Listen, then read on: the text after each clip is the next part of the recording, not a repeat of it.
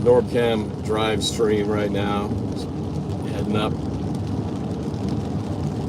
Got to cutting the cord, returning some of this equipment that we're paying way too much for. But breaking news on the Seahawks trade front, no, it's not trade front, signing front, free agency front. Breaking news that the Seahawks have picked up Valdez-Scantling for a one-year deal worth up to $5.5 million, at least on the initial numbers that are being thrown out there. So I was hoping to see a breaking news on the offensive lineman front. That's been annoyingly quiet. You know, it's like they got all this money, all this cap space, and then all these offensive linemen keep going to other teams. It's been a little annoying on all the noise they made at the beginning of this period, and all of a sudden they've gone dark. They had one signing, what's his name? Job or something, but he's more like a depth signing, nothing you get really excited about, pretty low cost signing. I was looking for that guy that, you know, we're gonna have to pay double-digit $1 million to really anchor the offensive line. But we didn't get that yet. So, and the players keep coming off the board. So either the Seahawks are going to try to make a move for one of these last few guys who are out there, or we're probably looking at some pretty obvious moves come draft time in a month and a half. So, but I don't know. What do you guys think about this? This Valdez-Scantling signing. You know, I mean, I look at it as like, okay. You know, I mean, we lost Lockett. You know, this guy's definitely, he's, you know, treads a little more worn around the tires, but he's experienced. He still can play. He's got that playoff, you know, had that time with the Chiefs, and so he's been in those situations. But yeah, probably a third wide receiver. We're still looking for number 2. You know, the Cooper Kupp option is still kind of appealing as a. Could Cooper Kupp want to come back to his home state where he grew up in? He grew up in Yakima, Washington. You know, where AD, saw you on the chat, AD lives. Would he want to come back home to where he grew up, went to school, you know, and play for the Seahawks, finish his career here at a reasonable price? And that would help solve some of those missing holes that DK and Tyler left. And I know there's still that possibility of Tyler Lockett coming back. You know, people have talked about, well, Tyler could sign, you know, like a one-year deal, just sort of tear that old contract up and come back. I don't know what's on his mind. I'm curious to know. You know, only Tyler Lockett knows what he wants to do. Does he still want to play here? Does he care about the money? Has he done playing football? You know, those are the unknown questions. But you know, yeah, but for today, so that's the splash signing of the day so far. Marques Valdez-Scantling to the Seahawks for a one-year rental deal. So chime in, let me know what you think. This is good, this is okay, so-so, don't really care. Where does this fit in the scheme of things? You know, where's this guy, you know, going to be an exceptional producer, an possession receiver to balance out whatever we do here as we build this receiving core forward. Obviously, JSN going to be number 1, but we still don't really have that speed down the field guy that DK was. Maybe they have plans to draft somebody to be that, and maybe Scantling becomes kind of that 3rd or 4th wide receiver on the field to, you know, just get open, get 5 or 10 yards when you need to convert a 3rd down, or that sort of thing. So Seahawks have money. They're spending it. They're kind of reverting back to their old ways of just buying stuff on the cheap while all these big signings go to other teams. So I thought for sure when we got rid of Tyler, DK, and Gino that for sure we were going to land some kind of big name free agent on the offensive line. We were all waiting for that to happen, and so far that has not happened yet. So Tay Francis says he's fine with it. Decent wide receiver 3 caliber, depending on who else we acquire. I mean, we did need receivers, so I mean, I guess that's a pretty good move there. I don't have numbers to back up, you know, where he's trending these days. But yeah, just waiting for that big splash signing, which may come soon, or may wait for another month and a half. We shall see. It's a rainy day here in Seattle.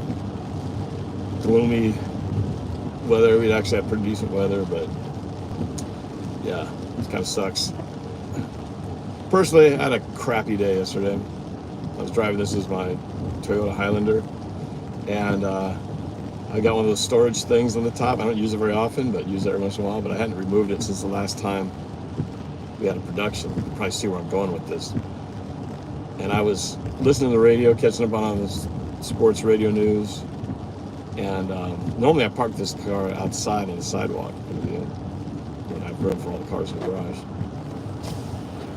And I was an autopilot, and I was listening to stories and open the garage door like I do with the other car, and I'm just backing in, not thinking about it, and all of a sudden it's and I fucked up the garage.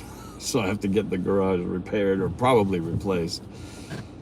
Sometimes you do some really stupid stuff in life, and that was my day yesterday. So pretty crappy day, end of the day. I was trying to actually see if I can fix it myself, and man, unless you know what you're doing, don't mess around with garage doors, man, because they have some really high tension springs that are helping support that very heavy door. The door doesn't seem heavy when it's all working correctly, but so I'm trying to pull these support cables and try to get these things lined up. It wasn't gonna happen. The thing was it's all wonky. I couldn't get it closed. So you had a guy coming out to take a look at it to repair the thing. Yep, language. That's how I'm feeling, man. You should have heard me yesterday. Woo, was I laying out? Sometimes you just have a bad day, and you just go, well, it's just one of those days. Fortunately, it's one of those days that's going to cost money, which there's nothing worse than breaking something. You have to fix something but it wasn't broke, and then you broke it. All I can say is, well, you know what? Yesterday reminded me that no matter how bad of a day you might be having, it can always be worse. So keep that in mind when you think this is a terrible day. And I started thinking, well, you know what? This is pretty terrible. I'm beating myself up over it. And then I'm thinking, well, you know what? Could have been worse. I could have messed up the car. Looks like the car's intact. And amazingly, the storage thing on the top was really unfazed. I was kind of amazed. I thought that thing was going to get messed up because I thought it could have messed up the roof of the car, and it actually didn't. The garage door took the brunt of all that, which I think they're kind of meant to, because garage doors, I think they're designed to not be like a big hard thing that because if it comes down on your car, you don't want that thing crushing your car. At least the way this one acted, it crumpled pretty easily. But yeah, at least the car didn't get damaged. It's just the garage door. Kind of had a dent in it anyway, so I probably needed to get it fixed. But I started thinking, you know what? If you're having a bad day, just remind yourself that, you know what, could be worse. Somebody could have gotten hurt. I was actually trying to fix this thing, and I'm pulling all these support cables, right? So the way the garage is, it's one of those rolling, folding doors. It has multiple sections as it comes down. It's not a straight one. It has sections so it bends. So this thing's got dented in the middle, so it's off the rails. I'm trying to put the wheels back in. The bottom wheels are popped out of the guides. But the trick to it, though, the hard part is that there's support cables on each side that connect to a spring that supports the weight of the garage from above. So these cables, in conjunction with the chain the pulling chain from the garage door opener, that part that does the moving, but the support makes it so that the garage door isn't as heavy, so that the garage door opener doesn't work that hard. It's heavy if you don't have the support cables. Anyway, so the support cables are connected to this little bracket that is connected to the wheel on the bottom of the guide that goes into little slots that the rails that the garage door runs in. I don't know how I got to talking about this, but those things came off. The wheels came off. They popped off the thing, so I had to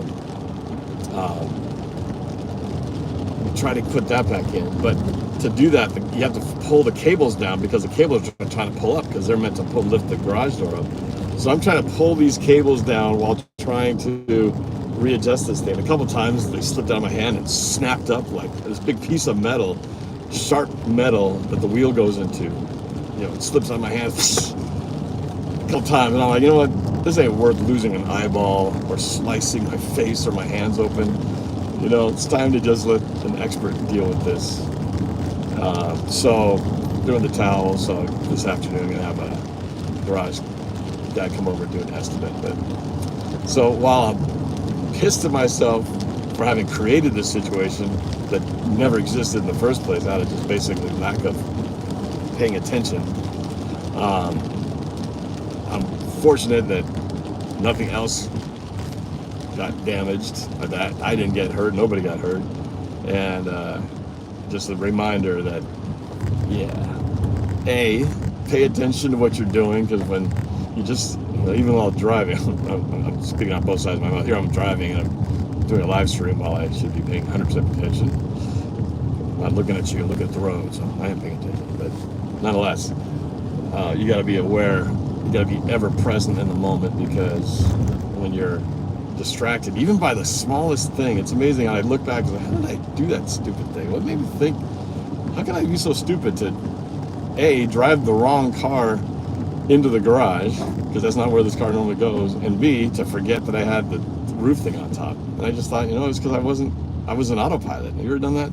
You're just going, you're just driving someplace, and maybe you're going to a different destination, but you're so used to going a certain way that, oh yeah, from here I always go right here and get on the freeway, but you're not going that way that day.